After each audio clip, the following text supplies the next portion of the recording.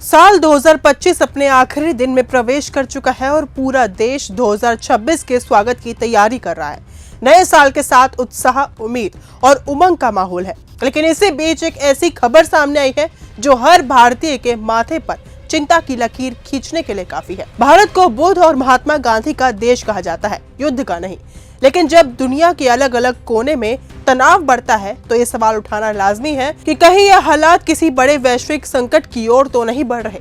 दरअसल चर्चा में आई है एक अंतर्राष्ट्रीय रिपोर्ट जिसमें दावा किया गया है कि साल 2026 में भारत और पाकिस्तान के बीच युद्ध जैसी स्थिति बन सकती है।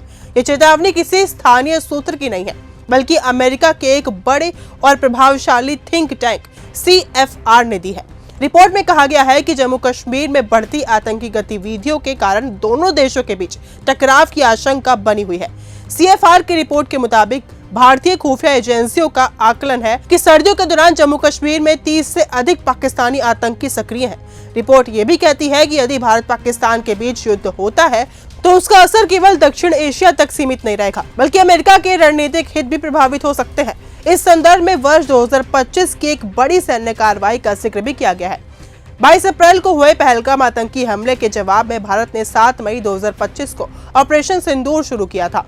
इस ऑपरेशन के तहत भारतीय सेना ने पाकिस्तान और पाकिस्तान अधिकृत कश्मीर में मौजूद आतंकी ठिकानों को निशाना बनाया था। इसके बाद भारतीय वायुसेना ने आतंकियों को समर्थन देने वाली पाकिस्तानी सैन्य संरचनाओं पर भी करारा प्रहार किया था, जिसमें पाकिस्तान के कई एयरबेस तबाह हुए।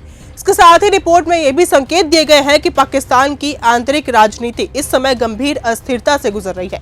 इतिहास गवाह है कि जब जब पाकिस्तान में राजनीतिक संकट गहराता है तब वो अपनी सेना भारत के साथ तनाव बढ़ाकर आंतरिक संकट को संभालने की कोशिश करता है। वर्तमान हालात में पाकिस्तानी सेना का प्रभाव बढ़ रहा है, जबकि आम लोग लोकतंत्र की मांग कर रहे हैं। ऐसे में सवाल ये नहीं है कि भारत तैयार है या नहीं, भारत तो पूरी तरह से तैयार है। सवाल ये है कि जब दोनों देश परमाणु हथियारों से लैस हैं, तब किसी भी टकराव के परिणाम कितने गंभीर हो सकते हैं।